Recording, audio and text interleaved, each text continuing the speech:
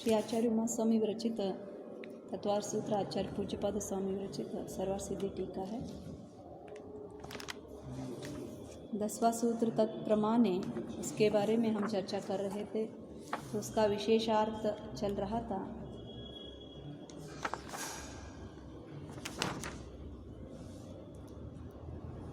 So last का 4 line पढ़ेंगे आज। विशेषार्थ में पेज नंबर 71। अनुमान आदि ज्ञानों की उत्पत्ति नहीं हो सकेगी, क्योंकि इन ज्ञानों की उत्पत्ति इंद्रियों से नहीं होती है। सन्निकर्ष और इंद्रियों को प्रमाण मानने पर इसी प्रकार और भी बहुत सारे दोष आते हैं। सन्निकर्ष और इंद्रिय को प्रमाण मानने वाले लोग ज्ञान को प्रमाण मानने पर एक बड़ी भारी आपत्ति यह देते हैं कि यदि ज्ञान को प्रमाण माना जाता है तो प्रमाण निष्फल हो जाता है। किंतु उनकी यह आपत्ति भी समीचीनी नहीं है, क्योंकि ज्ञान को प्रमाण मानने पर प्रीति, अज्ञान नाश, त्याग बुद्धि, ग्रहण बुद्धि और उपेक्षा बुद्धि आदि अनेक फल बन जाते हैं। उन्होंने भी जब ज्ञान को प्रमाण माना है तब यही फल माने हैं। न्याय भाष्य में लिखा है कि जब ज्ञान प्रमाण होता है तब हान बुद्धि, उपादान बुद्धि और उपेक्षा बुद्धि उसके फल प्राप्त होते हैं। इसलिए ज्ञान को ही सर्वत्र प्रमाण मानना चाहिए, यही निष्कर्ष निकलता है। इससे पूर्वोक्त सभी दोषों का निराकरण हो जाता है। इसके अतिरिक्त इस सूत्र की टीका में इन बातों पर और प्रकाश डाला गया है। प्रमाण की निरुक्ति जीवादि पदार्थों के जानने के लिए जैसे प्रमाण माना गया है, वैसे प्रमाण के जानने के लिए अन्य प्रमाण अपेक्षित नहीं, इसका खुलासा किया है। फिर सूत्र में प्रमाणे इस प्रकार द्विवचन रखने का कारण ये विषय सुगम है। इतना तक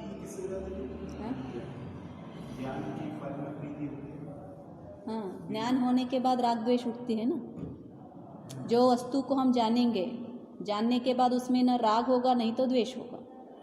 तो इसीलिए जानना ही बंद करो बोलते हैं ना अज्ञानी को, क्योंकि हमारी प्रॉब्लम वो है वस्तु जानने के बाद उसमें प्रीति करना। सिर्फ हम जानते कहाँ हैं, तो इसीलिए आचार्य ने फल ही क्या है ज्ञान का, उसमें प्रीति उठना बताया। अब देखो आगे का जो 11वां सूत्र है उसको देखेंगे। पहले कहे गए 5 प्रकार के कारक के ज्ञान को ज्ञान 2 प्रमाणों में आ जाता है। इस प्रकार सुनिश्चित हो जाने पर, सुनिश्चित मतलब 2 ही होते हैं, उससे ज़्यादा नहीं होते हैं, इसीलिए आचार्य ने इसको निश्चित कहा है। ऐसे सुनिश्चित हो जाने पर भी वे 2 प्रमाण प्रत्यक्ष और अनुमान आदिक भी हो सकते हैं। अतः इस कल्पना को दूर करने के लिए आगे का सूत्र कहते हैं। कोई बोलते हैं प्रत्यक्ष और अनुमान, तो आचार्य अब वो 2 प्रकार क्या है वो बताएंगे।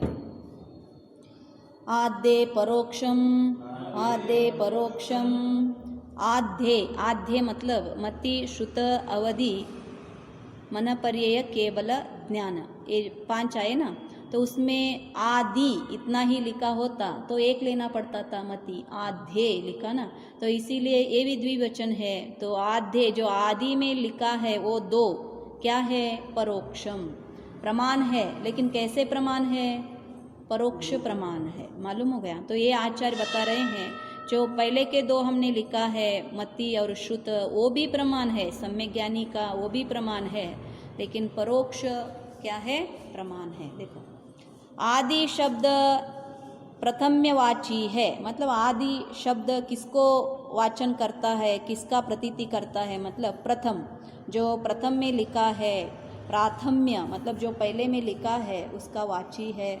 जो आदि में हो वह आद्य कहलाता है। शंका, 2 प्रथम कैसे हो सकते हैं? प्रथम तो कभी भी 1 होना चाहिए ना, 2 कैसे हो सकते हैं? तो इसीलिए देखो समाधान, पहला मुख्य कल्पना से प्रथम है और दूसरा उपचार कल्पना से प्रथम है। पहले का क्या बताया आचार्य ने, जो मुख्य कल्पना जो हम करते हैं वही प्रथम है, लेकिन दूसरा भी क्या है, उपचार से प्रथम है। मति ज्ञान तो मुख्य कल्पना से प्रथम है और श्रुत ज्ञान भी उसके समीप का होने से प्रथम है। मतलब प्रथम तो मति ज्ञान ही है, लेकिन श्रुत ज्ञान भी उसके समीप ही होने के कारण उसको भी प्रथम में आचार्य ने लिया है। ऐसा उपचार किया जाता है। सूत्र में आध्ये इस प्रकार द्विवचन का निर्देश किया है, अतः उसकी सामर्थ्य से गौण का भी ग्रहण हो जाता है। मतलब आचार्य ने क्या कहा, आध्य इतना लिखा होता तो सिर्फ हम मति ज्ञान एक को लिया करते थे, लेकिन आध्ये ऐसे द्विवचन लेने के कारण जो गौण है, कौन सा गौण है, श्रुत ज्ञान गौण है, तो उसको भी हमें लेना पड़ता है। इसीलिए जो मति और श्रुत दोनों भी ज्ञान कैसे हैं, परोक्ष है। दोनों ज्ञान मिलकर परोक्ष प्रमाण है। सिर्फ परोक्ष है क्या, नहीं, कैसे, परोक्ष प्रमाण है, ऐसा यह संबंध करना चाहिए। शंका, ये दोनों ज्ञान परोक्ष क्यों है, क्यों परोक्ष है? मति ज्ञान और श्रुत ज्ञान हम क्या कहते हैं, परोक्ष कहते हैं। तो लोक में तो, लोक व्यवहार में तो जो इंद्रियों की गम्य होता है, वस्तु सन्निकर्ष होती है, उसको क्या कहा जाता है, प्रत्यक्ष कहा जाता है। आचार्य ने तो यहाँ क्या कहा, जो मति ज्ञान है वो भी परोक्ष है, कहा ना। तो इसीलिए यहाँ पे प्रश्न आया कि आपने इन दोनों ज्ञानों को, श्रुत ज्ञान तो मान सकते हैं क्योंकि हमारे प्रत्यक्ष नहीं है, अन्य कोई जो हमारे मतलब हमारे इंद्रियों का गम्य भी नहीं है, अतीन्द्रिय है, ऐसे वस्तु को हम श्रुत से जान रहे हैं, इसको तो परोक्ष माना जाता है। लेकिन मति ज्ञान का विषय तो कभी भी प्रत्यक्ष होता है, तो क्यों आप परोक्ष कह रहे हो? तो देखो समाधान, क्योंकि ये दोनों ज्ञान पराधीन है। आचार्य ने क्या कहा, ज्ञान ही पराधीन है। क्यों ऐसा कहा? स्वाधीन नहीं है, पराधीन है। पराधीन का अर्थ क्या है? हाँ, किसी के अधीन होना। तो क्यों अधीन है? क्योंकि अगर वस्तु नहीं है तो भी हम नहीं जान सकते, अगर इंद्रिय नहीं है तो भी नहीं जान सकते, अगर श्रुत नहीं है तो भी जान नहीं सकते। तो जो ज्ञान होता है, ज्ञान मेरा ही होते हुए भी इन वस्तुओं के अधीन होने के कारण ज्ञान ही क्या हो गया, पराधीन हो गया। देखो मति ज्ञान इंद्रिय और अनिंद्रिय के निमित्त से होता है, यह आगे कहेंगे, और अनिंद्रिय का विषय श्रुत है, यह भी आगे कहेंगे। क्या कहा आचार्य ने? जो मति ज्ञान है वो किससे होता है? इंद्रिय और अनिंद्रिय, मतलब जो इंद्रिय नहीं है ऐसा, जो लेकिन इंद्रिय के जैसा है, वो अनिंद्रिय है, उनके निमित्त से होता है। यह आगे का सूत्र में कहेंगे, आगे का सूत्र है ना, तो उसमें कहेंगे। और अनिंद्रिय का विषय कौन सा होता है? श्रुत होता है। अतः पर से यहाँ इंद्रिय और मन तथा प्रकाश और उपदेश आदि बाह्य निमित्त लेने चाहिए। क्या क्या लेना? पराधीन, पर शब्द लिया ना, तो पर मतलब क्या क्या लेना? यहाँ इंद्रिय मन, ऐसे कैसे कह रहे हो आप इंद्रिय मन पर है? इंद्रिय मन मेरे हैं या अन्य के हैं? मेरे हैं, तो फिर आप पर क्यों कह रहे हो? मालूम हो रहा है। तो इसीलिए पराधीन कहा। प्रकाश आदि मालूम है, अगर प्रकाश इंद्रिय होते हुए भी, वस्तु होता हुआ भी प्रकाश नहीं है तो वस्तु हम देख सकते हैं क्या? नहीं। तो इसीलिए प्रकाश का भी आवश्यकता है। दीपक हम क्यों जलाते हैं? भगवान के सामने, जीवों को मारने के लिए नहीं। मालूम हो गया? जो अज्ञानी लोग बोलते हैं दीपक जलाने से हिंसा होता है, हिंसा करने के लिए हम दीपक नहीं जला रहे हैं। प्रकाश एक बहुत बड़ा सा वस्तु है, हमें प्रकाशित करना है। किसको? भगवान को। और वैसे ही यही जो प्रकाश भगवान को कैसे प्रकाशित कर रहा है, उसी रूप से मेरे अंदर में जो आज तक हमने आत्मा का प्रकाशित नहीं किया है, वो भी प्रकाश करने का उद्देश्य है वहाँ पे। जो कोई वस्तुएं बताए हैं अष्टद्रव्य में, कोई हिंसा करने के लिए नहीं बताया आचार्य ने, दृष्टांत है वो, उसका गुणलक्षण जो हमें चाहिए। तो इसीलिए यहाँ पे क्या कहा? बिना प्रकाश के, इवन इंद्रिय होते हुए, ज्ञान होते हुए, वस्तु होते हुए भी वस्तु का ज्ञान नहीं होता है। और उपदेश, श्रुत में तो मुख्य रूप से ये ग्रंथ न लेते हुए उपदेश को मुख्य कारण बताया जाता है। जैसे निसर्गज अधिगमज में भी हमने देखा ना, क्या कहा आचार्य ने? जो उपदेश पूर्वक होता है उसको अधिगम कहेंगे, और बिना उपदेश से जो ज्ञान होता है अथवा श्रद्धान होता है उसको क्या कहा जाता है? निसर्गज। उपदेश को ही श्रुत कहा जाता है। तो इसीलिए बिना उपदेश से, बिना प्रकाश से और इंद्रिय और क्या कहा मन, ये सारा सहाय और ये सारे के सारे क्या कहा आचार्य ने निमित्त है। और कैसे निमित्त है? बाह्य निमित्त कहा, अंतरंग निमित्त भी नहीं कहा। तो अंतरंग निमित्त भी कुछ होना चाहिए ना, सिर्फ बाह्य निमित्त कह रहे हैं। तो इसीलिए बाह्य निमित्त लेना चाहिए। और अंतरंग निमित्त क्या है फिर? अंतरंग निमित्त तो मति ज्ञानावरण की क्षयोपशम और श्रुत ज्ञानावरण की क्षयोपशम है।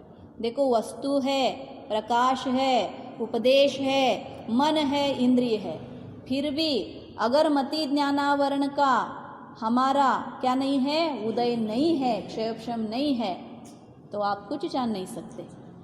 तो इसीलिए तो भिन्नता है। सभी एक ही ग्रंथ पढ़ते हुए किसी को थोड़ा समझ में आता है, किसी को बहुत समझ में आता है। तो वस्तु तो बिल्कुल सेम दिया गया है ना सभी को, फिर भी क्यों बदलाव है? क्योंकि जो अंतरंग में जो ज्ञानावरण का, कर्म का क्षयोपशम में क्या है, अंतर है। तो इसीलिए आचार्य क्या बोलते हैं, सिर्फ पर ही नहीं, मतलब बाह्य ही निमित्त नहीं, अंतरंग में निमित्त में भी क्या है, भिन्नता है। तात्पर्य यह है कि मति ज्ञानावरण और श्रुत ज्ञानावरण कर्म के क्षयोपशम की अपेक्षा रखने वाले आत्मा के इंद्रिय और मन तथा प्रकाश और उपदेश आदि बाह्य निमित्तों की अपेक्षा मति ज्ञान और श्रुत ज्ञान उत्पन्न होते हैं, अतः ये परोक्ष कहलाता है। देखो, ये कर्म का उदय का पूर्ण रूप से आचार्य ने व्याख्यान किया। क्या किया? कर्म के उदय कब आता है? कर्म की उदय आने की कारण क्या है? कर्म हमने बंधा है, मालूम है ना। कर्म का लाइफ साइकिल बोलेंगे। क्या है लाइफ साइकिल? पहला कर्म क्या होता है, बंधता है। बंधने के बाद क्या होता है? हाँ, बंद होने के बाद, बंद के समय में ही आपका और कर्म के साथ कितने दिन रहना है ये गारंटी हो जाता है। स्थिति और उसका अनुभाग दोनों भी बनते हैं या ना बनते? तो इसके कारण कितना स्थिति में कितने दिन तक रहना है, उतना दिन तो रहेंगे ही। तो इसीलिए पहला बंधा, फिर स्थिति रहा, फिर क्या आएगा? स्थिति पूर्ण होने के बाद ही उदय में आएगा क्या? फिर कब आएगा? पहले में आ जाएगा। तो फिर स्थिति का क्या उपयोग है?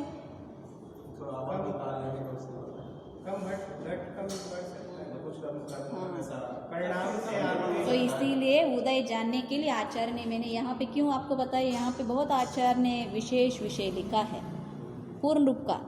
क्या लिखा? मेन तो कारण क्या है जानने का? अंतरंग कारण ही है। कौन सा कारण है? मति ज्ञानावरण और श्रुत ज्ञानावरण का क्षयोपशम। मालूम हो गया? मतलब क्षयोपशम का क्या आ गया? उदय आ गया। बंधा था आपने पीछे। आपको जो ज्ञान अभी आ रहा है अथवा नहीं समझ में आ रहा है, इसका कारण कौन है मालूम है?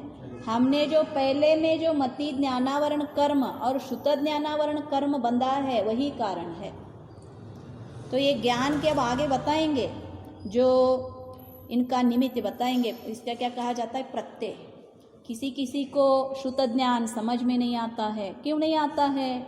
इन्होंने श्रुत ज्ञानावरण कर्म का बंद किया है। कैसे? किसी ने जब पढ़ रहे हैं तो उनमें क्या करते हैं, उनको पढ़ाने का, पढ़ने का अवकाश नहीं देते, उनको हटा देते हैं। और कोई कोई पढ़ रहा है तो ये जोर जोर से पढ़ता है, उनमें बाधा डालता है। ये सारा श्रुत ज्ञान के क्या है? अतिचार है। ये जो कोई अतिचार लगाता है, आगे उनको श्रुत ज्ञान का प्राप्ति नहीं होता है। दूसरों को आप अगर क्या कर रहे हो, डिस्टर्ब कर रहे हो, तो श्रुत ज्ञानावरण की कर्म में आपको लगता है, उनको कुछ नहीं होता। मालूम हो गया? तो सब कुछ हमें जानना है। हमें क्या लगता है, हम जोर से नहीं पढ़ेंगे तो हमें समझ में नहीं आएगा, आप जोर से पढ़ोगे तो अन्य को समझ में नहीं आएगा। तो ये दोनों का लक्ष्य रखना है। इसीलिए ज्ञानी जो होता है उसका ज्ञान बहुत तीक्ष्ण होती है। तो हम एकांतवाद में पड़ जाते हैं ना। तो आचार्य का अब आगे बताएंगे, सारा 6वें अध्याय में है कौन कौन के कर्म कौन कौन निमित्त से बनते हैं। तो इसीलिए आचार्य ने क्या कहा, मेन तो मुख्य कारण क्या है? मति ज्ञानावरण और श्रुत ज्ञानावरण कर्म की क्षयोक्षम ही है, लेकिन क्षयोक्षम होते हुए अपने अपने स्थिति के काल के बाद उदय में आएंगे क्या? नहीं। तो क्या कहा? आत्मा के इंद्रिय और मन तथा प्रकाश और उपदेश। तो इसीलिए क्या कहा जाता है? कर्म उदय में निमित्त को प्राप्ति करके आता है, सिर्फ स्थिति को नहीं। बाह्य में निमित्त प्राप्त होने के बाद कर्म अपने आप बहुत दूर आपके सत्ता में पड़ा है तो भी दौड़ के आती है, उदयावली में नहीं है। कर्म का रूल्स क्या है? जो उदयावली में है वो आएगा। इवन उदयावली में नहीं है, बहुत दूर में पड़ा है आपकी कर्म जो पहले में आपने किया था, तो भी आपका जो निमित्त, कौन कौन से निमित्त? आत्मा के इंद्रिय और मन। ऐसा क्यों कहा आत्मा के इंद्रिय और मन? इंद्रिय और मन तो आत्मा के होते हैं क्या? किसके होते हैं? किसके होते हैं? पुद्गल के होते हैं। हाँ, तो आत्मा के मन इंद्रिय मतलब क्या? जो भाव इंद्रिय है वो आत्मा के अंश है, मालूम हो गया। बाह्य का जो है वो पुद्गल है, लेकिन जहाँ पे पुद्गल है वहाँ पे ही भाव इंद्रिय का निर्माण होता है। वो भाव इंद्रिय क्या है? आत्मा का गुण होते हुए भी क्षयोक्षमिक भाव है, कर्माधीन का भाव है। वो आत्मा जैसे बिल्कुल असहाय केवल ज्ञानी का कैसा रहता है वैसा नहीं रहता है। तो इसीलिए हम मति ज्ञान को जानते हैं, इसीलिए आत्मा को जानते हैं क्या? नहीं। तो हमें ये अशुद्ध आत्मा को जानने से आत्मानुभूति कहा नहीं जाता है। जो शुद्ध आत्मा कर्मों से रहित ऐसा आत्मा की जो ज्ञान होती है उसको आत्मानुभूति आचार्य ने कहा है। तो इसीलिए आचार्य ने यहाँ पे क्या लिखा? आत्मा के इंद्रिय और मन, ये तो क्या हो गए? आत्मा के परिणाम अंतरंग के भाव हो गए। और क्यों ऐसा कहा? अगर पंचेंद्रिय का प्राप्ति नहीं होती जीव को, मति ज्ञानावरण श्रुत ज्ञानावरण तो है लेकिन मन की प्राप्ति नहीं हुई है, हुआ है ना? नहीं हुआ, सौनी नहीं है, तो जान सकता है क्या? नहीं जा सकता। तो वैसे ही पंचेंद्रिय नहीं है तो चतुरिंद्रिय है और वो शब्द सुनना चाहता है तो होगा क्या? नहीं होगा। तो कितने कितने इंद्रिय मिले हैं, उतने उतने इंद्रियों के हिसाब से ही वस्तु की प्राप्ति जानने की क्या होता है? चेष्टा होता है, ज्ञान में आती है। तो इसीलिए आचार्य ने क्या कहा? कितने इंद्रिय मिले हैं, कितने मन मिले हैं, वो किसके कारण मिले? कर्म के क्षयोक्षम के कारण मिला है। और इतने मिलते हुए भी बाह्य में प्रकाश होना चाहिए और उपदेश आदि देने वाले गुरु होना चाहिए ना। तो ऐसे उपदेश आदि के बाह्य निमित्तों के अपेक्षा ही ये जो मति ज्ञान और श्रुत ज्ञान होते हैं, इसके कारण आचार्य ने इसको क्या कहा? पराधीन कहा। ज्ञान तो मेरे ही है, मैंने पहले भी कहा था ना, ज्ञान तो मेरा ही है, फिर भी मुझे आवश्यक क्या है? बाह्य में वस्तु होना चाहिए। अगर वस्तु नहीं है मैं उसका ज्ञान कर ही नहीं सकता हूँ। तो इसीलिए इनको क्या कहा?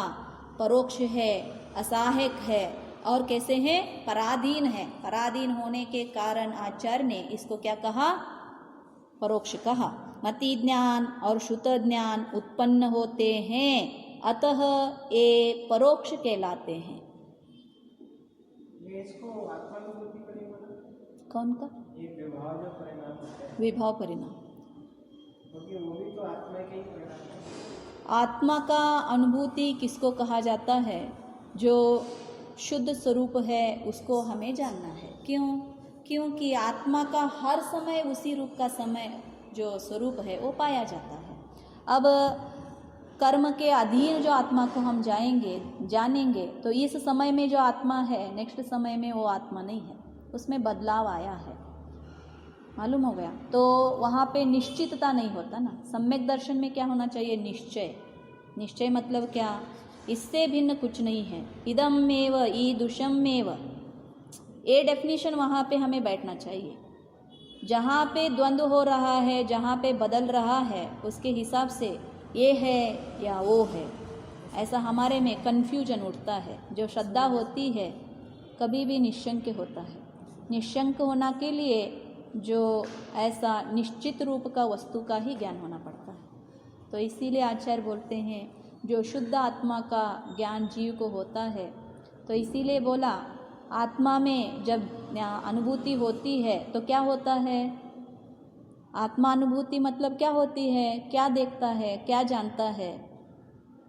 आत्मा का स्वरूप में आत्मा को कैसा जानता है? जानेगा तो क्या जानेगा? हाँ? दर्शन ज्ञान से करके आत्मानुभूति ही ज्ञानानुभूति ही, मालूम हो गया। आत्मा जब अनुभूति हुआ है तो ज्ञान का अनुभूति होता है। तो हम ज्ञान को नहीं जान रहे क्या? मति ज्ञान से जान नहीं। हाँ, तो इसीलिए आचार्य बोलते हैं ये ज्ञानानुभूति नहीं है। ज्ञानानुभूति कौन सा है? जो सामान्य ज्ञान को जानता है। सामान्य ज्ञान मतलब क्या? जो पूर्ण रूप से वस्तु का ग्रहण करता है ना, ज्ञान में आती है, वो जो प्रोसेस है, वो क्रिया है, उसको जानता है। तो इसीलिए जो विभिन्न है कला, उसमें ऐसा कुछ नहीं है कि ये उपदेश है, ये प्रकाश है। प्रकाश, इंद्रिय, उपदेश, इन किसी का चीज़ का अवलंबन नहीं है। वहाँ पे अपने आप को अपने से ही जानता है। ज्ञान से ही ज्ञान को जानता है। ज्ञान क्या होता है तब उसको मालूम होता है। हम तो सिर्फ ज्ञान के फल को जानते बैठ गए हैं। ज्ञान किस किस को जाना, हम जानते हैं कि इसको जान लिया तो मेरा ज्ञान हो गया। हम नहीं, ज्ञान को आज तक हमने जाना नहीं है। ज्ञान क्या होता है, वस्तु कैसा जानता है। तो इसीलिए आचार्य ने यहाँ पे क्या कहा, ये मति ज्ञान और श्रुत ज्ञान क्या पराधीन होने के कारण अंतरंग भी निमित्त है और बाह्य भी निमित्त है। दोनों निमित्तों के कारण ही ये प्राप्त होता है। इसके कारण इसको परोक्ष कहलाता है। उपमान और आगमादिक भी ऐसे ही है। अतः दर्शन होता है वो तो अगर अपन ज्ञान पे डिपेंडेंसी डालते हैं दर्शन के लिए तो होगा तो वो मति ज्ञान और शुद्ध ज्ञान पूर्वक ही होगा। मेनली तो शुद्ध ज्ञान है और वो होगा परोक्ष ही होगा, प्रत्यक्ष नहीं होगा। जैसे अब आत्मानुभूति अपन बोलते हैं कि जब आत्मानुभूति हुई वो प्रत्यक्ष है। अपन ने कहा कि वो प्रत्यक्ष होनी चाहिए। प्रत्यक्ष है। वो प्रत्यक्ष है तभी वो आत्मानुभूति होगी। और जब आत्मानुभूति होगी तो अपन कह रहे हैं कि ये दोनों ध्यान क्या है? परोक्ष। और शुद्ध ज्ञान और मति ज्ञान को प्रत्यक्ष ज्ञान भी कह रहे हैं। मतलब अपन ज्ञान को कल आपने बोला कि वो जो सम्यक दर्शन होगा विकल्पात्मक होगा। विकल्पात्मक होगा नहीं हो। तो अगर विकल्पात्मक है तो सर कहता है कि मति ज्ञान शुद्ध ज्ञान शुद्ध ज्ञान है ना। तो वो विकल्पात्मक रूप से सम्यक दर्शन के अनुभूति मतलब अपन दर्शन हुआ, आत्मा का दर्शन हुआ। आत्मा का दर्शन हुआ। लेकिन अपन ये कहते हैं कि अगर आत्मा का दर्शन अपन तभी मानेंगे जब वो प्रत्यक्ष होगा। क्योंकि इदमेवे दृश्यमेवे जैसा है वैसा आप उसको अनुभूति करते। तो ये दोनों स्टेटमेंट कॉन्फ्लिक्ट ही है। फिर अपन तीसरी चीज ये भी कह रहे हैं कि जो सम्यक दर्शन है वो श्रद्धा गुण की पर्याय है। श्रद्धा सम्यक दर्शन श्रद्धान गुण की पर्याय सही है।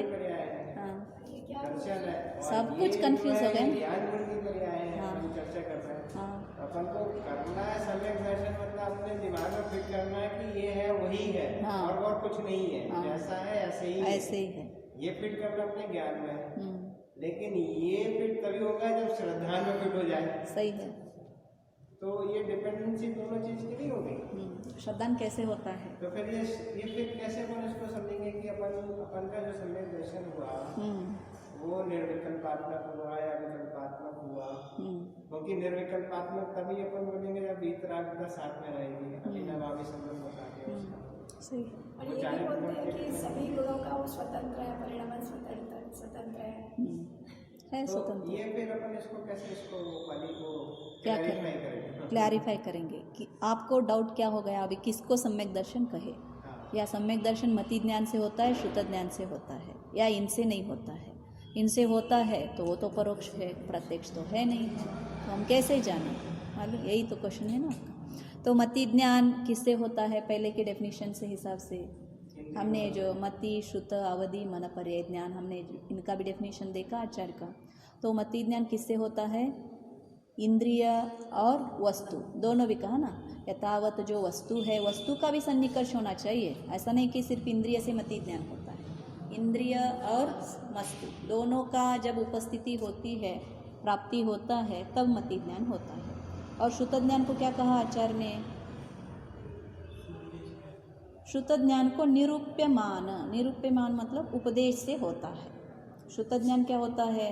उपदेश, किसी ने उपदेश दिया, वस्तु नहीं है और इंद्रिय भी नहीं है, इंद्रिय की भी अवलंबना नहीं है और वस्तु का भी अवलंबना नहीं, लेकिन कोई ने ऐसा कोई वस्तु है ऐसा कहेगा, निरूप्य करेगा, उपदेश देगा, तब हमारी शुद्ध ज्ञान की प्राप्ति होता है।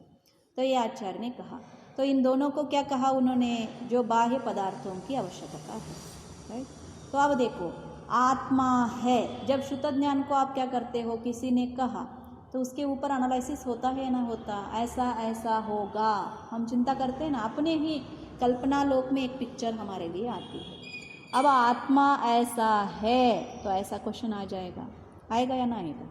तो हम उसका कोशिश करने की प्रयास, देखने की प्रयास करेंगे या ना करेंगे? करेंगे। लेकिन हम क्या करते हैं, बाह्य में उसका पिक्चर डालने की प्रयास करते हैं। तो इसीलिए जब बाह्य में डालने का बंद करके, क्यों, वस्तु क्या है, उपस्थित है या नहीं है?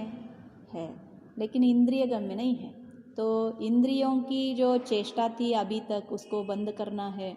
सुनना तो श्रुत से है, निरूप्यमान, श्रुत मतलब सुनना, इसीलिए श्रोत्रेंद्रिय कहते हैं इसको। ये जो श्रुत है वो श्रुत, ये भी श्रुत, ये जो सुनना है वो वाला श्रुत, दोनों अलग अलग है? नहीं, दोनों सेम है। मतलब ये जो श्रुत ज्ञान बोलते हैं, हाँ, जो भगवान की वाणी तो है वो भी, द्वादश है। हाँ, ये सारा सुनना ही, इसीलिए सुनना मात्रम, हमने पीछे सुना ना, शुद्ध ज्ञान का डेफिनेशन आचार्य ने क्या कहा? सुनने को क्या कहा जाता है? शुद्ध ज्ञान। और सुनने वाला, जो सुनाने वाला है, वो भी सुनाना, वो भी क्या है? शुद्ध ज्ञान। और सुनने का क्रिया मात्र, कर्म, कर्तृ और क्रिया, ये तीनों को आचार्य ने शुद्ध ज्ञान कहा। तो शुद्ध मतलब क्या? सुनना। ये भी हम क्या कर रहे हैं? सुन ही रहे हैं। आप जब पढ़ते हो तब भी क्या होता है? सुन ही रहे हैं। अगर सुनेंगे नहीं पढ़ते वक्त तो फायदा कुछ नहीं है, मालूम होगा। तो ये सारा सुनने से ज्ञान है, इसीलिए आचार्य ने इसको शुद्ध ज्ञान कहा है। और मेन तो मुख्य मति ज्ञान मुख्य कारण नहीं है आत्मानुभूति में, शुद्ध ज्ञान आत्मानुभूति में कारण है। जो एनालिसिस होती है वो सारा किसका ज्ञान है? मति ज्ञान नहीं, शुद्ध ज्ञान। जो गणितज्ञ होगा, जो डॉक्टर होगा, आप जो इंजीनियर हो, ये सारा किसका ज्ञान है? शुद्ध ज्ञान है, मति ज्ञान नहीं, मालूम हो गया। मति ज्ञान बहुत क्या है? कम समय का है, कम समय का है, और एनालिसिस नहीं है वहाँ पे ज़्यादा एनालिसिस कहाँ पे होता है? शुद्ध ज्ञान में होता है। तो शुद्ध ज्ञान में इसीलिए अनुमान आदि, उपमान आदि ये सारा लग जाते हैं यहाँ पे, शब्द, व्याकरण, ये सारा किसका काम है? सारा शुद्ध ज्ञान का। जो नए लगेंगे अभी, नए ज्ञान का भाग है, सम्यक दर्शन के भाग नहीं, न चारित्र के भाग नहीं। जो सप्तभंगी का नए कहो अथवा प्रमाण कहो, ये सारा किसके भाग है? ज्ञान का भाग है। अब नए लगाएंगे, उसमें शब्द नहीं देंगे आपको, मालूम हो गया। वो सारा नए भी किसके भाग है? सम्यक दर्शन के भाग है। व्यवहार नहीं कहेंगे, निश्चय नहीं कहेंगे, ये सारा क्या है विषय? ये सारा चारित्र का अथवा सम्यक दर्शन का भाग नहीं है, सम्यक ज्ञान के भाग है, मालूम हो गया। जानने का प्रोसेस है, वहाँ पे अटकना नहीं है, जानना है, जान के आगे का कार्य करना है ना, फल है ना जानने का। जानने के बाद क्या करना है? हे उपादेय बुद्धि लगाते हैं, ज्ञान में हे उपादेय बुद्धि नहीं लगाना है। हे उपादेय बुद्धि कब लगाना है? जानने के बाद लगाना है। तो आचार्य ने इसीलिए कहा ना, जानने के बाद क्या होती है? प्रीति होती है, किसके लिए? मिथ्याज्ञानी के लिए। और जो सम्यक दृष्टि है उसके लिए क्या होता है? जो उपेक्षा होती है, नहीं तो अंधकार का नाश होता है, नहीं तो क्या करता है वो? हान बुद्धि, उपादान बुद्धि, उपेक्षा बुद्धि, तीन लगाता है। ये है या उपादेय है, अथवा ये क्या है? उपेक्षा करने योग्य है। हे है तो छोड़ता है, उपादेय है तो ग्रहण करता है, उपेक्षा है तो डोंट वरी करता है, उसके बारे में ज़्यादा हेडेक नहीं कर लेता है। तो यही तो ज्ञान की फल है। चारित्र क्या है? ज्ञान का फल है। हे उपादेय क्या है? ज्ञान के फल है। लेकिन हम क्या करते हैं? ज्ञान को ही बंद कर देते हैं। हे कर दिया तो जानने का प्रोसेस बंद करते हैं। जानने का प्रोसेस बंद नहीं करना है। व्यवहार निश्चय जानने के विषय है और निर्णयात्मक है। ये व्यवहार है, ये निश्चय है। निर्णय करते वक्त राग द्वेष नहीं करना है, मालूम हो गया। निर्णय करते वक्त माध्यस्थ भाव होकर व्यवहार को भी सुनना है और निश्चय को भी सुनना है। फिर बाद में हे उपादेय रख के ग्रहण किसको करना है, त्याग किसका करना है, ये हमें निर्णय करना है। और निर्णय जब तक नहीं होगा कि दोनों वस्तु जब तक हमारे सामने नहीं होंगे। और हम क्या करते हैं, कोई जो व्यवहार को पकड़ने वाले हैं सिर्फ व्यवहार सुनेंगे, निश्चय हम सुनेंगे नहीं। क्यों? हम बिगड़ जाते हैं। अरे तुम बिगड़ो मत करने के लिए हम दोनों बता रहे हैं आपको। सही गलत कब आपको समझ में आएगा? दोनों वस्तु रहेंगे तो ही तो ना। अगर झूठ ऐसा वस्तु ही नहीं रहता तो सत्य है ऐसा वस्तु का क्या है? दोनों अपेक्षा सहित है ना, निरपेक्ष नहीं है, वो अपेक्षा सहित है। तो व्यवहार निश्चय भी अपेक्षा सहित है। लेकिन लोग क्या हो जाते हैं, मूढ़ता में पड़ जाते हैं, तो ये गड़बड़ हो जाती है। इसीलिए ज्ञान में देखो, व्यवहार निश्चय वरिदु, रत्नाकर लिखता है कि व्यवहार निश्चय वरिदु तम आत्म तत्व नंबी। व्यवहार निश्चय को बिलीव करने के लिए नहीं बताया उन्होंने, व्यवहार और निश्चय से जानना है किसको? आत्मा को। और श्रद्धान किसका करना है? आत्मा का करना है। और हमने क्या समझ के बैठा है, सम्यक दर्शन मतलब व्यवहार में श्रद्धान करना है, नहीं तो निश्चय का करना है। नहीं, ये तो जानने की प्रोसेस है। ये इस अपेक्षा से है और ये इस अपेक्षा से है। अब हमें क्या करना है? निरपेक्ष वस्तु का ग्रहण करना है। तो श्रद्धान तो किस में करना है? आत्मा में ही करना है। आत्मा किस रूप का है? तो आत्मा 7 तत्वों वाला है। ये श्रद्धान करना है ना करना है? 7 तत्व वाला है या नहीं है आत्मा? मालूम हो रहा है? 7 तत्व जो जीव, अजीव, आश्रव, बंध, संवर हमने कहा, तो 7 रूप से परिणमन आत्मा होता है या ना होता है? या भिन्न कोई वस्तु आकर परिणमन हो रहा है? वो सत्य है या झूठ है? सत्य है। वो किसने से है? व्यवहार ने से है, लेकिन सत्य ही है। अगर व्यवहार ने को आप श्रद्धा नहीं करोगे तो गड़बड़ क्या हो जाएगा? संसार का अभाव हो जाएगा। संसार का अभाव होने के कारण मोक्ष का भी अभाव होगा। जब तक संसारी जीव नहीं है वही तो मोक्ष जाने वाला है। जो मोक्ष में है ऑलरेडी, उसको क्या मोक्ष की और एक प्राप्ति करानी है? संसारी को तो हमें मोक्ष की बोध देना है, लेकिन यहाँ पे निश्चय का क्यों करना है? इस अवस्था में होते हुए भी जीव जो निश्चय स्वरूप अपने में पड़ा है, कैसा है? जो कर्म से निरपेक्ष आत्मा सदा काल के लिए शुद्ध है, वो अवस्था को हमें प्राप्त करनी है। वो भी तुम्हारे में ही है। तो इसीलिए उसका अनुभूति करना है। किसका प्राप्ति करना है? उसकी अनुभूति करना है, या ऑलरेडी उसमें है उसी का अनुभूति करना है? हाँ, तो इसीलिए आचार्य ने क्या कहा? आत्मानुभूति। हम आत्मा को नहीं जानते हैं क्या? ये भी सारे क्वेश्चन पूछते हैं ना। जानते हो, लेकिन जो कैसा आत्मा को जानते हो? जो आश्रव स्वरूप का आत्मा है उसको जानते हो, जो बंध स्वरूप का आत्मा है उसको जानते हो, अथवा जो संवर स्वरूप का है उसको जानते हो।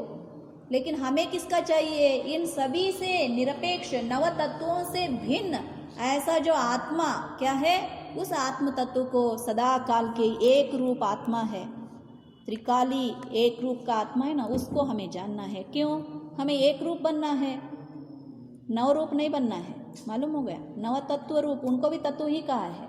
उनको क्या भिन्न कहा है क्या? नहीं, वो भी नव तत्व, लेकिन ये शुद्ध तत्व है, वो नव तत्व है। तो नव तत्व से भिन्न आत्मा को हमें जानना है।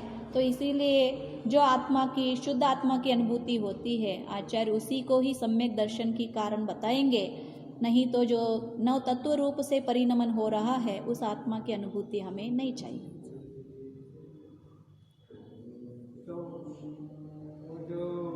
आपकी क्वेश्चन अभी भी क्लियर नहीं हुआ है ना? तो आपने क्या पूछा था मुझे? तो प्रत्यक्ष है या परोक्ष है?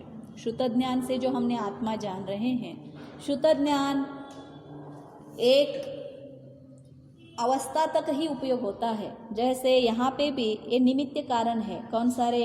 उपदेश, प्रकाश, मति, ज्ञानावरण की क्षयोक्षम, इंद्रिय आदि। लेकिन जानने वाला अंतरंग में देखा जाए तो ये जो ज्ञान है वही जानता है। ये मति ज्ञान आदि क्या करते हैं, इस रूप से जानने का एक टाइप देते हैं। जैसे हमने बताया ना, ऊपर के एप्लीकेशन है, चाहे तो कैलकुलेटर हो सकता है, अन्य कोई वस्तु हो सकता है, लेकिन एडिशन करने की क्रिया जो कोर में है वो कैलसी करती है या कोर में जो एडिशन है वो करता है।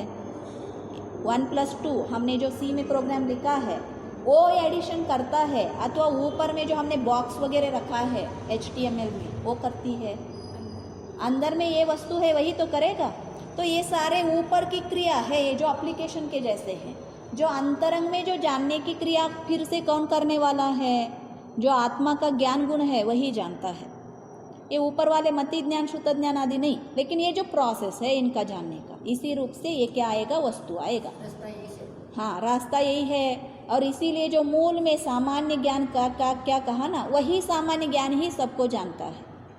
तो इसीलिए आचार्य ने हमें जानना किसका है, अभी अनुभूति किसका करना है, सामान्य ज्ञान का। तो वो सामान्य ज्ञान जब जानते वक्त अपने सामान्य ज्ञान से ही अपने को जानता है। अब ज्ञेयों को जान रहा है ना, मति ज्ञान किस किस वस्तु को दिया, श्रुत ज्ञान किस किस वस्तु को दिया, उन सभी को जान रहा है कौन, हमारा सामान्य ज्ञान। अब हम क्या करेंगे, ये बाहर को जानने का बंद करेंगे, इसीलिए पहला इंद्रियों को क्लोज करेंगे। मालूम हो गया, जब तक इंद्रिय खुले हैं तब तक तो वस्तु को जानेगा ही। तो इंद्रिय का प्रोसेसिंग बंद करेंगे। कोई कोई प्रकाश को भी बंद करते हैं, अंधेरे में बैठते हैं, बोलते हैं ना अंधेरे में बैठ जाओ करके, तो अंधेरे में बैठेंगे। अब श्रुत ज्ञान का भी अंतरंग में जाते वक्त बंद करना पड़ता है थोड़े अवस्था के लिए। कहाँ तक, मैं आत्मा हूँ या नहीं हूँ, मैं कौन हूँ, एक क्वेश्चनात्मक है, वो श्रुत ज्ञान की कार्य है। तो वहाँ तो उपयोग करेगा। उसके आगे जाते जाते भेद जब तक करेगा, भेद करते करते निकालते जाएगा ना, शब्द को जानेगा, मन को जानेगा, वहाँ पे विकल्प उठ रहे उनको जानेगा। ये सारे मैं नहीं करते करते अंतरंग में जब जाता है तब श्रुत ज्ञान बंद हुआ। कोई ना कोई एक ज्ञान रहेगा ना, तो इसीलिए उस ज्ञान को आचार्य ने सामान्य ज्ञान कहा है। अवलंबना श्रुत ज्ञान का लिया है और उस ज्ञान से प्रत्यक्ष रूप से अपने ज्ञान को जानता है। और भैया जी पूछते रहते हैं ना, ज्ञानाकार और ज्ञेयाकार, इसका आचार्य ने इसमें कहा है, कहाँ पे, राजवार्तिका में। ज्ञेयाकार कोई ना कोई आकार को ज्ञान जानता है। ज्ञेय पढ़ा तो ज्ञेयाकार को जानेगा, ज्ञेयाकार रूप बनेगा। अब ज्ञानाकार मतलब क्या, हमने भी कहते रहते ना, जो ज्ञेयों को निकाला हुआ सब निकाला तो बचा क्या वहाँ पे, ज्ञान, वही ज्ञानाकार। कोई ज्ञेय जिसमें नहीं है वो ज्ञानाकार। अब आईना का भी देखो, आईना में कुछ ना कुछ तो प्रतिबिंब पड़ता ही रहता है, तो उस प्रतिबिंब को ही हम क्या मानते हैं, आईना। आईना उस रूप से परिणमन होता है। अब आईना का सच्चा आकार क्या है, आईना का सच्चा आकार क्या है, तो उसमें कोई वस्तु ये नहीं झलके तो वो सच्चा आकार उसका है। वैसे ही ज्ञान में बाहर का कोई भी वस्तु न बैठे न झलके तो वो ज्ञानाकार है। अब हमें क्या करना है, कोई ज्ञेयों को वहाँ पे झलकना नहीं देना है। अगर आप करेंगे तो जो ज्ञान का फिर पर्याय उठता है ना, और ज्ञान का पर्याय किसको देखता है, वो ज्ञान को देखता है, आईना को देखता है, तब उसमें कुछ भी नहीं है, तो झलकने वाला कौन है, ज्ञान है। तो ये प्रोसेस हमें होना है। तो इसीलिए प्रत्यक्ष हुआ या परोक्ष हुआ, अपने ज्ञान को अपनी ज्ञान की पर्याय से जान रहा है, तो इसीलिए प्रत्यक्ष हुआ। तो ये हमने द्रव्य संग्रह में भी पढ़ा था ना, जैसे मति ज्ञान को भी कभी कभी प्रत्यक्ष कहा जाता है। क्यों प्रत्यक्ष, लौकिक व्यवहारिक दृष्टि से, संव्यवहारिक से इंद्रिय और मन और वस्तु की सन्निहित होने के कारण ही वस्तु को जाना जाता है। इसीलिए व्यवहार में मति ज्ञान को क्या कहा है, प्रत्यक्ष कहा है। और श्रुत ज्ञान एक्चुअली परोक्ष ही है, लेकिन जब अपने आत्मा को जानते वक्त श्रुत ज्ञान को क्या कहा है आचार्य ने, प्रत्यक्ष। अगर ऐसे तुम नहीं मान रहे हो तो मति ज्ञान को भी व्यवहारिक रूप से भी प्रत्यक्ष मत मानना। मालूम हो गया, तो ये क्या है, अपवाद से है, लेकिन है तो शुद्ध ज्ञान परोक्ष। अब और दो देखें, इसको थोड़ा एनालिसिस करें तो हमने क्या कहा कि एक अंतर मोड़ अगर मिथ्यात्व रूपी प्रकृतियों का उदय ना आए, हाँ, जब जीव अपने परिणाम कर रहा है उस परिणाम की इतनी विशुद्धि हो कि एक अंतर मुहूर्त तक मिथ्यात्व हो नहीं आए तो उसको सम्यक दर्शन की प्राप्ति हो। मतलब जैसे जब करंट कर रहा है, करंट करते समय वो अपने विशुद्धि परिणाम कर रहा है, करंट लगने के समय वो कर क्या रहा है, वो मिथ्यात्व के कर्म को क्रियावली से हटा रहा है, यही तो काम कर रहा है, वो कर क्या रहा है, मतलब कि उदय नहीं आया उस समय, जिस समय तक मिथ्यात्व का उदय नहीं आया, अगर वो मिथ्यात्व का उदय नहीं आ रहा है तो ही तो आप उसको बोल रहे हैं कि सम्यक दृष्टि है, नहीं तो सम्यक दृष्टि आप कैसे कह रहे हैं कि सम्यक दृष्टि है? सम्यक दृष्टि कर्म की अपेक्षा से नहीं कहा जाता है, कर्म की होती है, हम ये नहीं कहते, लेकिन आपको मिथ्यात्व को बंद करने की शक्ति किसमें है? अपनी आत्मा की अनुभूति करते वक्त ना, तो इसीलिए आत्मानुभूति को आचार्य ने सम्यक दर्शन कहा है, लेकिन मिथ्यात्व उदय में नहीं आया है इसीलिए नहीं। आत्मानुभूति होने के कारण आपका मिथ्यात्व का उदय नहीं आ रहा है, ये भी आपका भी सही है, क्योंकि आत्मानुभूति होने के कारण ये मिथ्यात्व का 3 टुकड़ा करता है, मालूम हो गया। तो मिथ्यात्व का 3 टुकड़ा भी करता है और तीनों को दबाया है, तब क्या है? शुद्ध सम्यक दृष्टि, मालूम हो गया। और जब तक मिथ्यात्व का उदय नहीं है तब तक सम्यक दृष्टि है। बाहर में बाद में क्या हो जाता है? बाद में सम्यक्त्व का उदय रह सकता है, तब आत्मानुभूति है ऐसा नहीं है, उस समय आत्मानुभूति नहीं रहता है, लेकिन मिथ्यात्व का उदय नहीं रहता है, इसीलिए उसको क्या कहा जाता है? सम्यक दृष्टि कहा जाता है, सही है। लेकिन उत्पत्ति के कारण तो उत्पत्ति के लिए आत्मानुभूति की आवश्यकता है, आत्मानुभूति होने के बाद मिथ्यात्व का वो जो दबाया काम किया तो उसको हम सम्यक दर्शन कहेंगे।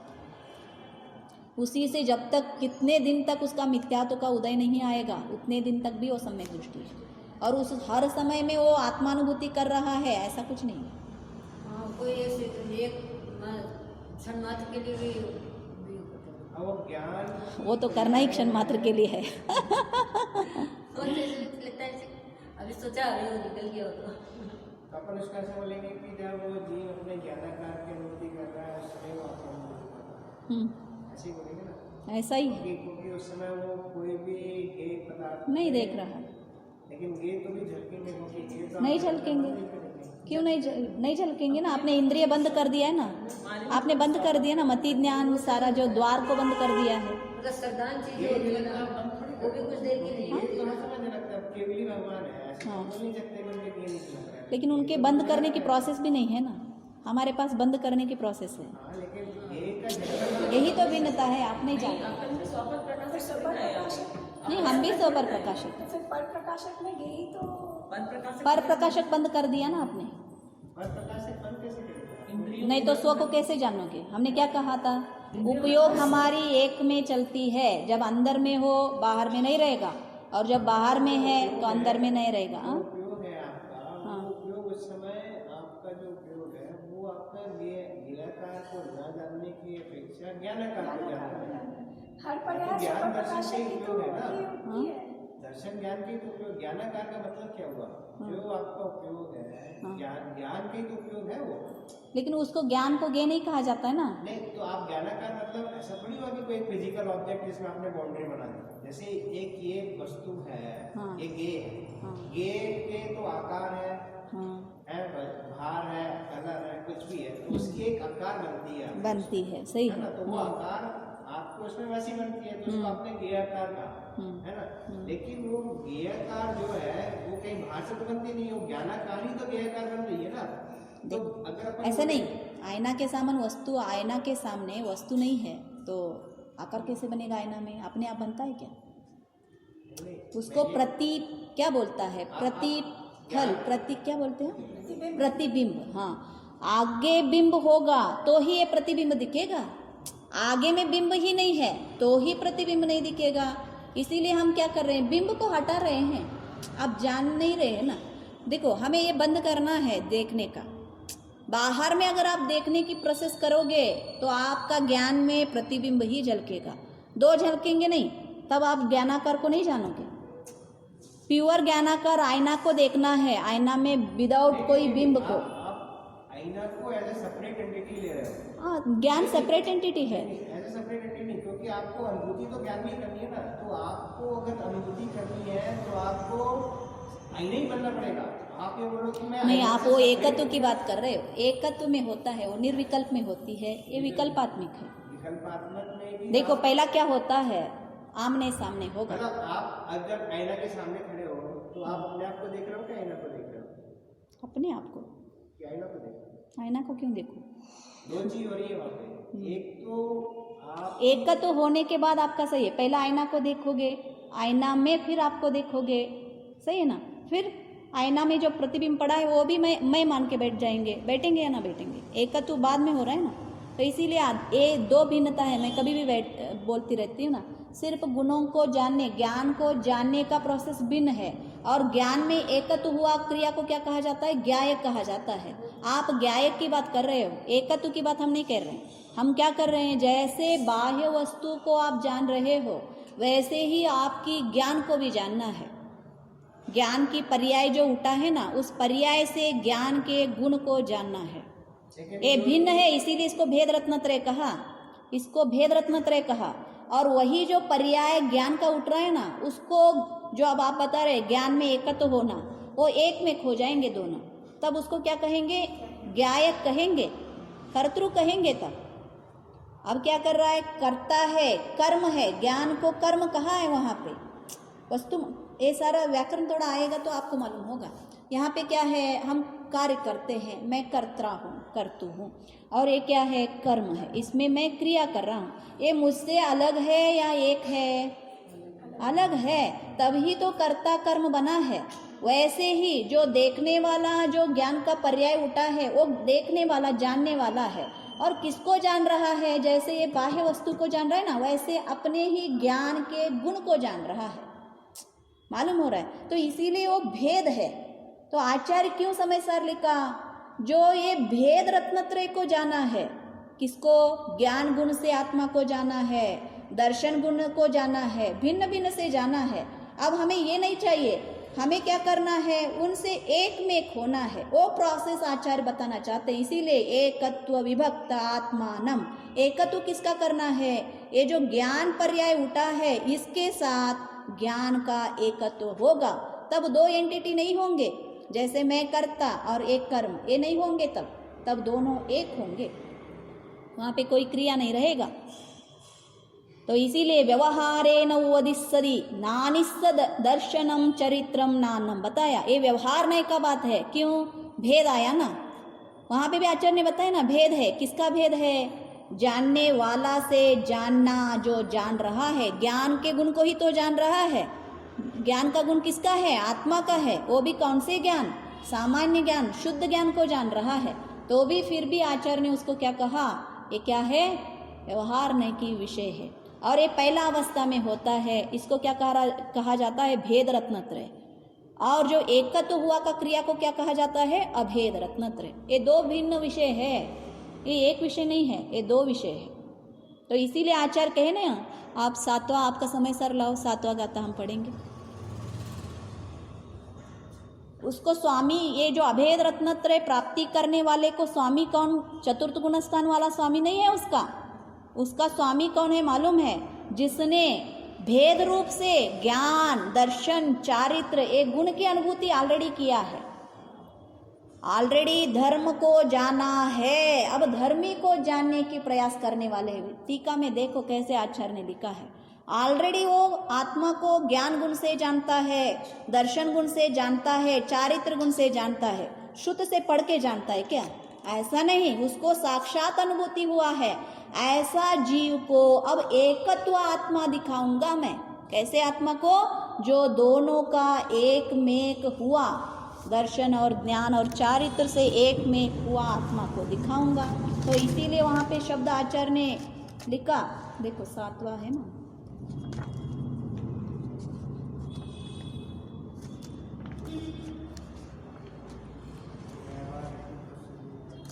टीका पढ़ेंगे।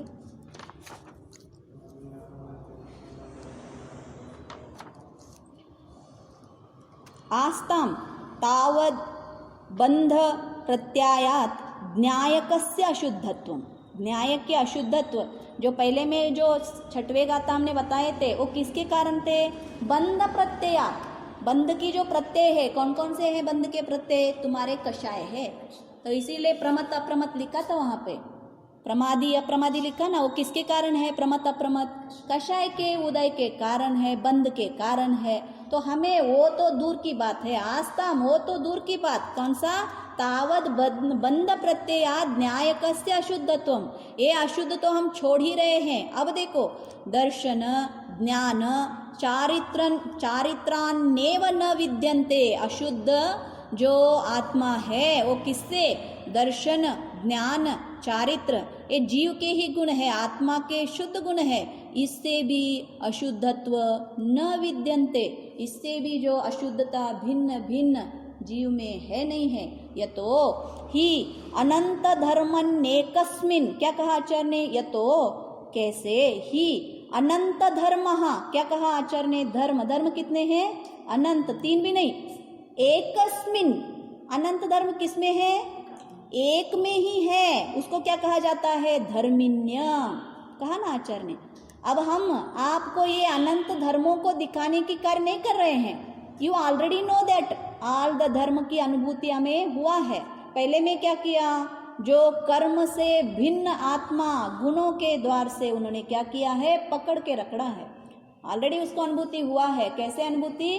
कर्म से भिन्न और अपने आत्मा के गुण से आत्मानुभूति, तो पहले उसको अनंत धर्मों का हुआ है, लेकिन जो अनंत धर्म किसमें है? एकस्मिन्य धर्मिन्य निष्णातस्य, किसको बताया है? निष्णात मतलब क्या? एक्सपर्ट, किसमें एक्सपर्ट है?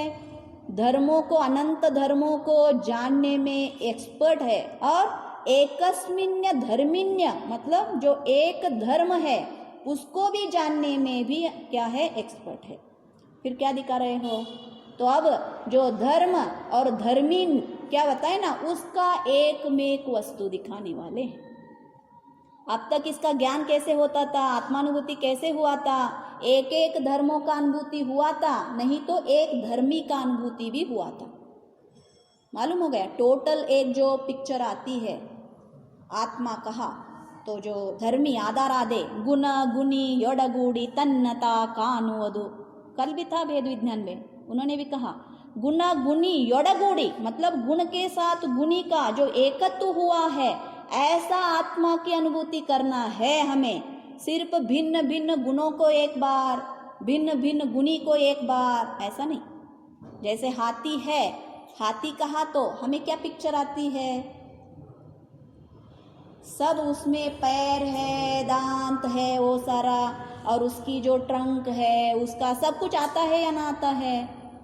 और जब एक एक को देखेंगे तो एक एक का ग्रहण आपने क्या हाथी को पहले बार ही हाथी ऐसे समझते हैं क्या? जब वस्तु को देखेंगे तो क्या करेंगे? इसके क्या क्या गुण है, इसका ट्रंक है क्या, तो फिर ये हाथी है। हमें भिन्न करना, हाथी का देखे आपको प्रोसेस बहुत फास्ट होती है, इसीलिए हमें मालूम नहीं होता कि हमने हाथी को हाथी कैसे माना है।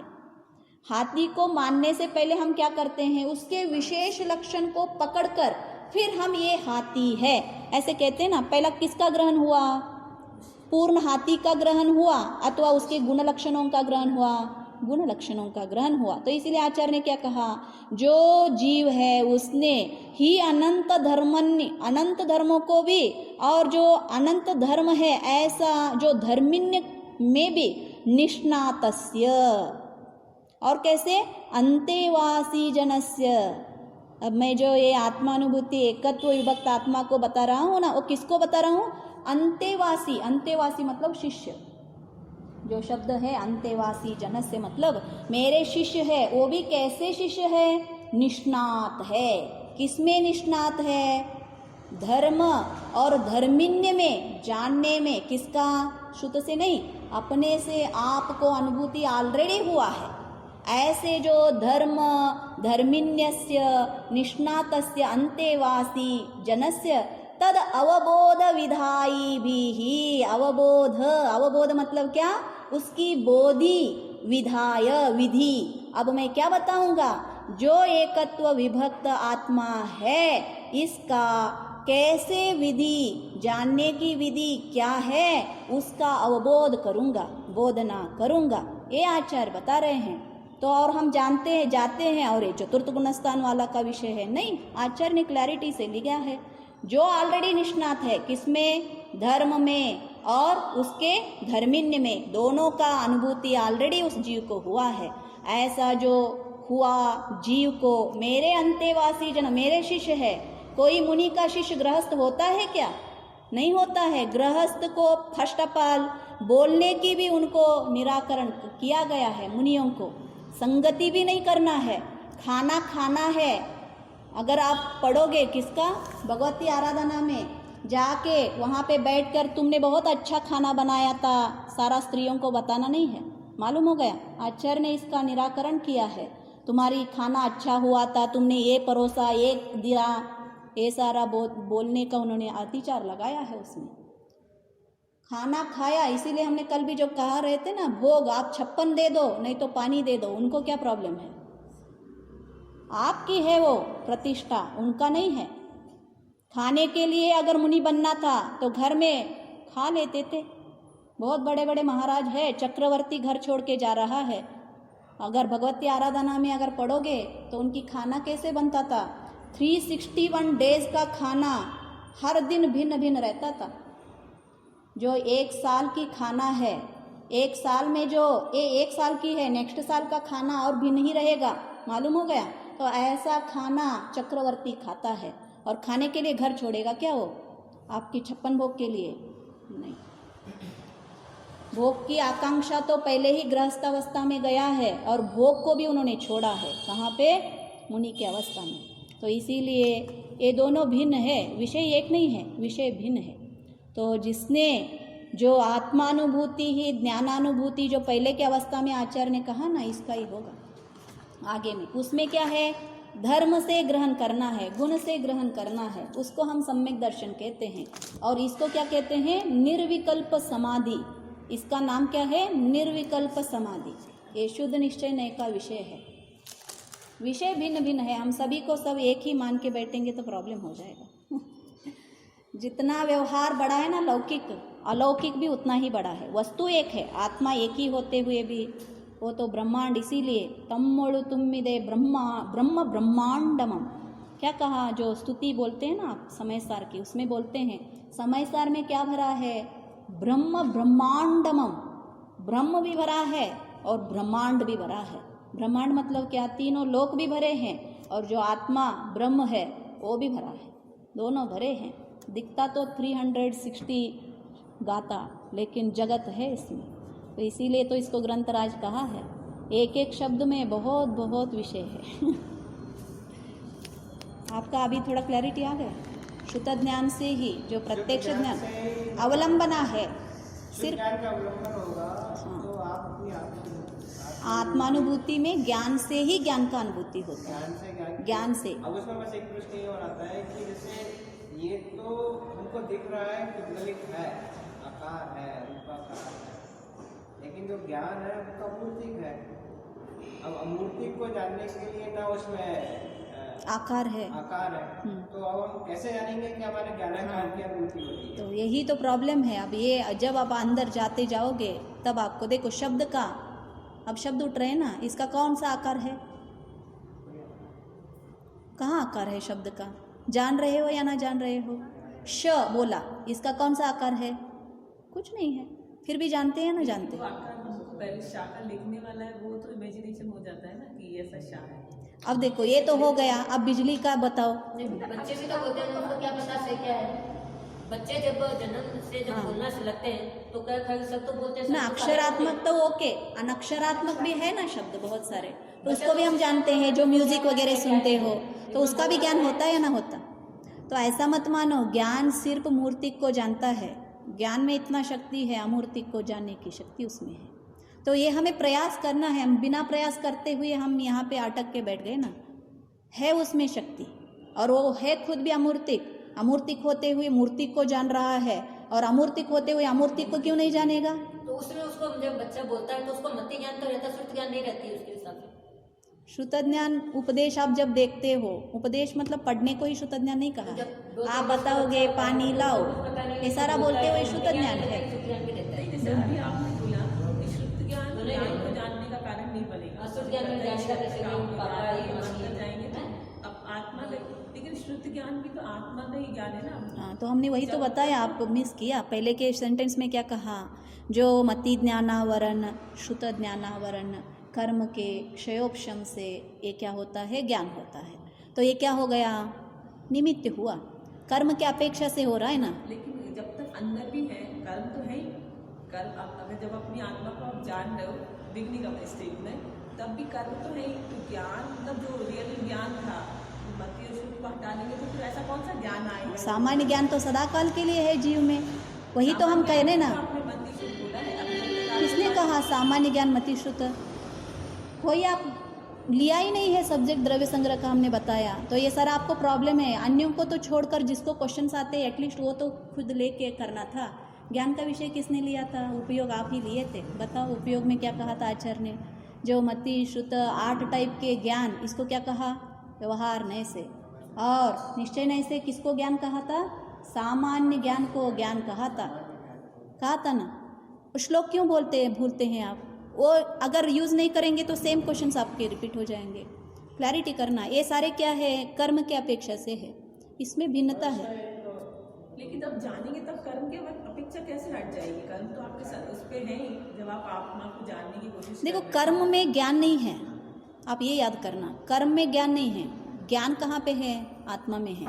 जानना जो होगा वो आत्मा से ही होगा, अपने ही ज्ञान से होंगे। ये मति श्रुत क्या करेंगे? आपको निमित्त दे देंगे। जैसे इंद्रिया दे दिया, मति ज्ञानावरण आपको क्या देती है? इंद्रिय देती है, मालूम हो गया। मन देता है, तो इसको इंद्रिय कहा। उन्होंने हेल्प किया है आपको, इसीलिए पुद्गल को भी उपकारी कहा ना आचार्य ने, तो इसीलिए उपकारी है। ये भिन्नता करने की शक्ति होना ना। इसलिए तो सारे क्वेश्चंस आते रहेंगे, क्या? प्रॉमिस ही आते रहेंगे। जब तक वो ज्ञान में आप ना देख लो तब तक तो क्वेश्चन नहीं, उतना होना ही चाहिए। ऐसा नहीं, आप ये जो विषय पढ़ते हैं ना उसमें निर्णय भी नहीं हो रहा है आपका। हाँ, तो हाँ, निर्णय होना चाहिए। हाँ, पता है, चीजें पता है, लेकिन क्या ना उसके तो फिर सभी पंडितों को फिर ज्ञान, सभी को सम्यक दर्शन होना चाहिए। कितने सारे पंडित है, प्राप्ति का जो मालूम हो गया उनको क्लैरिटी है या नहीं है? शुद्ध ज्ञान से जो लेकिन शुद्ध क्लैरिटी से मेरे को नहीं लगता कि दर्शन होता है। किसका? बाह्य से? मतलब बाहर से अपन इतना भी ज्ञान कर लो, लेकिन जब तक खुद अपने अंदर जो भी नहीं, उसको ही दर्शन कहा है। लेकिन ये बाह्य की क्लैरिटी मैंने कल बताया ना क्यों होना चाहिए। बाह्य का क्लैरिटी नहीं होगा तो अगर अंतरंग में आपको आत्मानुभूति होगी तब भी निर्णय करना आपको प्रॉब्लम हो जाएगा। पता ही नहीं चलेगा। क्यों नहीं पता चलेगा? जब जिसको ज्ञान नहीं है वो भी तो अनुभूति कर लेता है ना, बाहर का ज्ञान नहीं तो होता अब मैं क्या बताऊँ, कुलकुंद आचार्य ने बताया, आप पढ़ो इसका। नहीं। जैसे अभी बहुत सारे जरूरी थोड़ा ना सबको द्वादशांग ज्ञान हो या सबको। हमने कब कहा आपको द्वादशांग ज्ञान होना चाहिए? नहीं, द्वादशांग सम्यक दर्शन के लिए नहीं, बिना ज्ञान से नहीं होता। अगर हम जैसे अभी उसमें भी पढ़ते हैं कि एक लास्ट वाली गाथा जो है उसमें कि अगर आप जीव और पुद्गल को भी अलग मान के अनुभूति कर लो तो आपको दर्शन वही तो अनुभूति आपको हम बता रहे हैं ना, उसी में आपको जीव हमने देखा। ये क्लैरिटी कैसे मालूम होगा? हमने देह से ही जीव को भिन्न देखा है। एक क्लैरिटी के लिए हम आपको प्रमाण बता रहे हैं। अगर आपने देह से भिन्न कर जीव को अपने अंतरंग में देखा तो भी आपको यही जीव है मालूम नहीं है, तो क्या करोगे? वो अनुभूति किस काम की नहीं है? तो आपको अनुभूति तो आएगी ना कि जीव जैसे अभी जब भी नहीं आता है, इसीलिए तो आचार्य ने बता रहे हैं निर्णय नहीं होता है। आपको मालूम हो रहा है, इसीलिए तो सभी बहुत सारे मत क्यों इतने हो गए, मत इतना क्यों हो गए? उनका भी तो आत्मानुभूति है। उन्होंने भी आत्मानुभूति कह रहे हैं या नहीं कह रहे हैं? वो भी आत्मा की बात कर रहे हैं, लेकिन उनमें आत्मा भिन्न भिन्न है। तब क्या करोगे? आत्मा आपने उन मत के हिसाब से देखा है तो उन मतों में जाओगे क्या? आत्मा उनका भी है या नहीं है? है उनका भी आत्मा। तो वो भी तो हंस कला बोलते हैं, वो भी भेद विज्ञान बोलते हैं। देह से ही आत्मा भिन्न है, वो भी बोलते हैं। हमारी जो कुछ चीज़ है वो सारा है उनमें भी। हाँ, तो अभी तो हुआ थोड़ा है ना उनके भी, वो तो सारी चीजें उनको भी हुआ है, तो इसीलिए इतना बड़ा सा स्टेज लगाकर वो भी उपदेश देने लगे हैं। दे रहे हैं ना दे रहे हैं? ऐसा नहीं। इसीलिए ज्ञानानुभूति जैन धर्म का जो मेन इम्पोर्टेंट है, ज्ञान का अनुभूति आत्मा में, और वो ज्ञान की अनुभूति कैसी होती है उसके बारे में आगम से जब जीव जानेगा और उससे तुलनात्मक करेगा, जो मैंने अनुभूति किया और जो आगम में बताया है वो डिट्टो होना चाहिए, तब उसको आत्मानुभूति कहा जाता है। नहीं तो आपने कुछ तो किया और यहाँ पे कुछ तो आया तो उसको नहीं कहा जाएंगे। मिलेंगे मिडल में थोड़ा थोड़ा सा ऐसे इसीलिए आबाल गोपाल ये बहुत सारे इम्पॉर्टेंट चीज़ है, एक कोर है ना, बहुत कोर है समय सार। तो इसीलिए आचार्य ने जब 17वां गाथा के ऊपर कहा ना, आबाल गोपाल सभी को आत्मानुभूति हुआ है, लेकिन उनको निर्णय नहीं हुआ, जो अनुभूति हुआ वो मैं हूँ ऐसा उनको निर्णय होकर उसमें स्थापना अहम का करना नहीं हुआ, तो उस आत्मानुभूति किस काम का भी नहीं। पढ़ेंगे एक बार, देखो मैं खुद ऐसे नहीं बोलती, पढ़ा रहता है, नहीं मतलब याद रहता है ना, तो इसीलिए बोलती हूँ।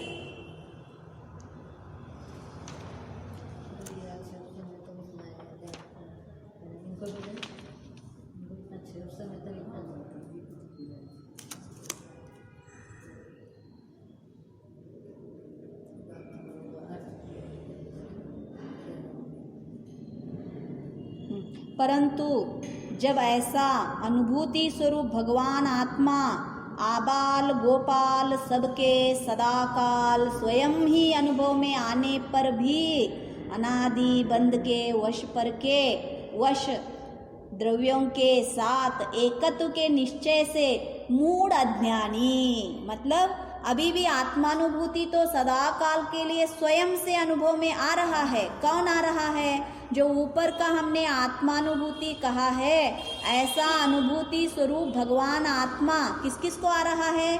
आबाल गोपाल। आबाल गोपाल समझते हो आप कौन किसको कहा जाता है? गोपाल किसको कहा जाता है? कृष्ण को नहीं, गोपाल किसको कहा जाता है? जो गौ का पालन करता है। गाय पालन करने वाला ज्ञानी होता है, अज्ञानी होता है?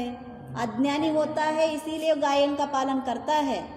पागल हो क्या गायों की पालन करना? तो इसीलिए उन्होंने क्या कहा? अज्ञानी नाम नहीं लिखा आचार्य ने, गोपाल लिखा।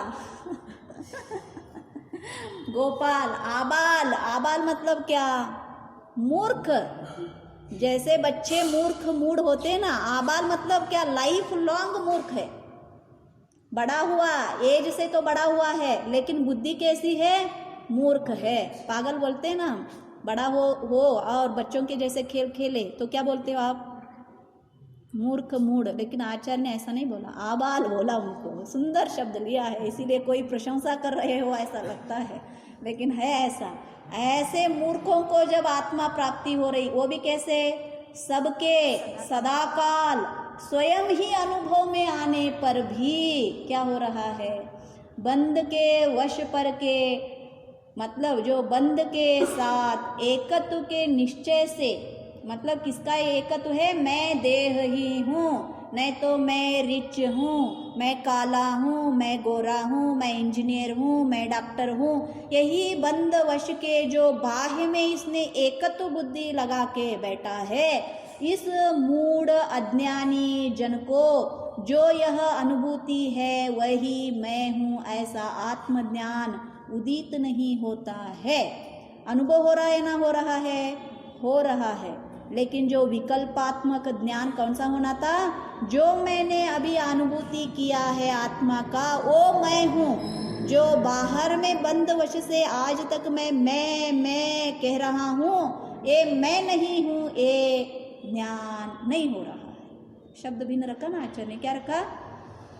जो यह अनुभूति है वही मैं हूँ ऐसा आत्मज्ञान उदित, उदय नहीं हो रहा। तो अनुभूति हो रहा है या ना हो रहा है? हो रहा है, लेकिन होते हुए भी उसमें निश्चय नहीं हो रहा है। उसको क्या निश्चय नहीं हो रहा है? जो मैं अनुभव कर रहा हूँ वो मैं हूँ, और ये जो बाहर का मैं मन के बैठा हूँ ये मैं नहीं हूँ, ये निश्चय नहीं होगा तो इवन आपको आत्मानुभूति होते हुए भी उसको सम्यक दर्शन नहीं कहा जाएगा।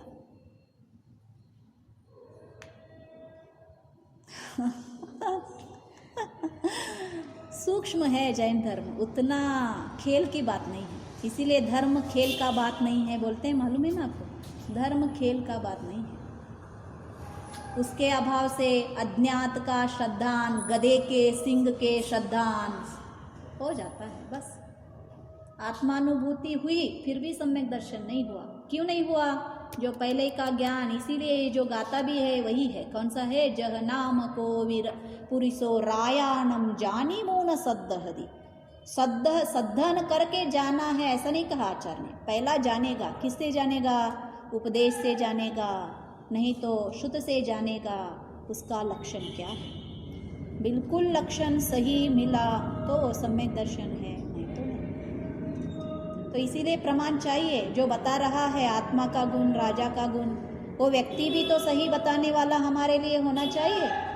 अन्य मतों में जाके फंस गए तो वो भी तो आत्मा की हर स्वरूप बताएंगे, लक्षण बताएंगे, तो हम फंस जाएंगे या ना बच जाएंगे।